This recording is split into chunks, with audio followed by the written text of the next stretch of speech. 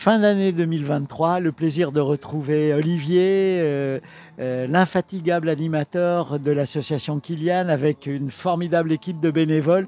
Une année 2023 bien remplie, Olivier. Voilà une année 2023 qui se termine et j'en profite pour remercier du coup tous mes bénévoles et puis ma présidente parce qu'on n'a vraiment pas chômé cette année. C'est plus de 800 personnes handicapées qui ont reçu une attention de notre part, donc on est très content du résultat. Et puis, et ben voilà, que dire d'autre, on a quand même fait un tour d'Europe, un Ironman. Alors oui, quand même, évoqué, parce qu'on a vécu ça avec vous, mais ça a été encore incroyable. Oui, voilà, c'était une belle expérience. Alors le Tour d'Europe, avec votre tricycle incroyable, là aussi. Voilà, le but était de présenter notre Véloside sur 11 capitales européennes. Au final, on en a fait 13 sur le parcours. Voilà, ça reste une très belle expérience d'être confronté aux expériences d'autres pays, notamment des pays nordiques, qui ont une approche totalement différente de la nôtre.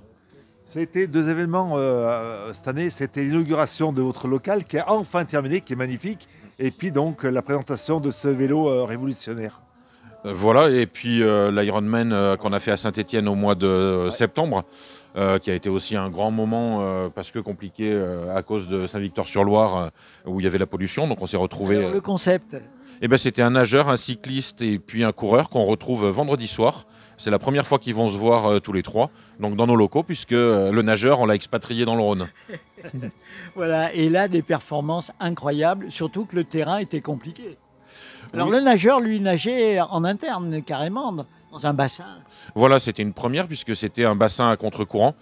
Donc c'est quand même pénible pour lui et j'aurais beaucoup de plaisir à le retrouver vendredi. Oui. Alors je me souviens plus de leurs performances respectives, mais c'était colossal. C'était colossal. Le vélo et le coureur à pied, on a eu l'occasion de les suivre. Ça a été aussi un week-end magnifique. Alors ça, c'est des actions phares, mais tout au long de l'année, ces 800 enfants que vous aidez, vous les aidez comment ? Alors c'est très variable, hein, ça peut être en offre de loisirs, en offre de matériel, en financement de projets éducatifs. Et puis comme à Noël, le 24 décembre, on va livrer une famille qui a un enfant handicapé et qui est en difficulté. Et on offre le sapin, les décorations, les cadeaux, le repas, de l'entrée au champagne. La totale. Et puis vous vous projetez déjà donc à l'année prochaine plein de projets. Comme on vous connaît, vous avez des projets tout le temps. Vous arrêtez jamais. On va dire que le cerveau est tout le temps en ébullition avec. J'ai vous. surtout de la chance d'avoir une superbe équipe de bénévoles et des partenaires qui sont magnifiques, puisqu'on va attaquer dès le 1er janvier un chantier solidaire à Saint-Sauveur-en-Rue. Donc C'est une nouveauté, ça, hein, pour l'association. C'est même une exclusivité pour vous, puisque c'est la première fois que j'en parle.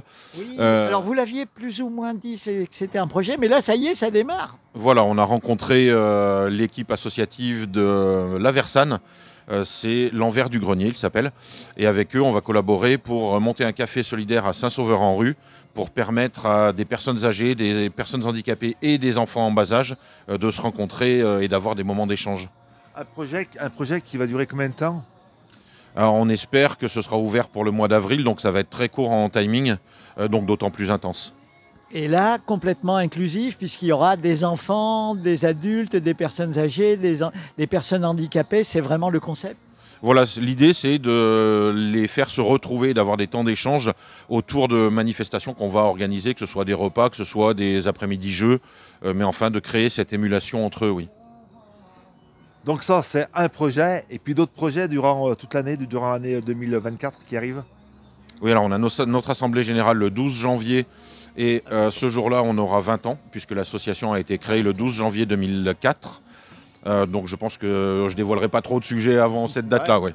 Ouais. Ça va être pas mal là aussi. Voilà, ce sera un grand moment d'émotion puisque 20 ans c'est quand même une date qui marque. Alors peut-être terminer autour de votre équipe, parce que c'est une équipe où règne une solidarité impressionnante et puis aussi où beaucoup de talents peuvent s'exprimer. Parce que, par exemple, pour faire votre local, mais pour monter vos opérations, plein de gens mettent leurs compétences à votre service. Oui, je crois qu'on est arrivé maintenant à créer du lien et on est super fiers de tous nos bénévoles, mais je dirais que de Steven qui est le plus jeune jusqu'à Marie qui est la... Quel âge, Steven ? Steven doit avoir un peu moins de la trentaine et puis Marie, je dirais pas, mais enfin les voir s'amuser ensemble et prendre du plaisir sur ces temps associatifs, je pense que c'est une belle réussite, oui, tout le monde se fait plaisir. Joyeux anniversaire, on y sera sans doute. Ah oui, on y sera bien sûr, on viendra vous souhaiter donc un très bon anniversaire. Et puis souffler donc cette bougie du 20e anniversaire. Quel parcours, quel parcours. Quand vous avez commencé il y a 20 ans, vous pensiez être arrivé à ce niveau 20 ans plus tard Sincèrement non, parce que sinon je crois que je l'aurais pas fait. Ce sera le mot de la fin. Merci Olivier. Merci. RCF, la joie se partage.